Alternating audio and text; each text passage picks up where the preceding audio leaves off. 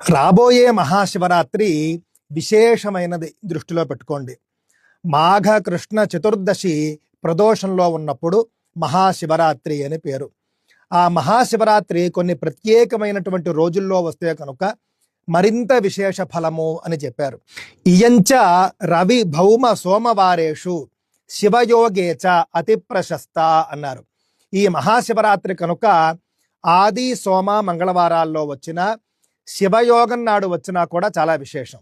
ఈసారి ఆదివారం వచ్చిందండి. కావున ఈ మహాశివరాత్రి చాలా గొప్పది. అవకాశం ఉన్నవారు తప్పకుండా ఉపవాసము, జాగరణ, శివ పూజ చేయలేని వాళ్ళు శివాలయ సందర్శన, శివ అష్టోత్తరాల పారాయణ, శివస్తోత్రాల పారాయణ ఇలా చేయడం వల్ల కూడా మంచి పుణ్యాన్ని పొందవచ్చు, మంచి సత్ఫలితాన్ని పొందవచ్చు.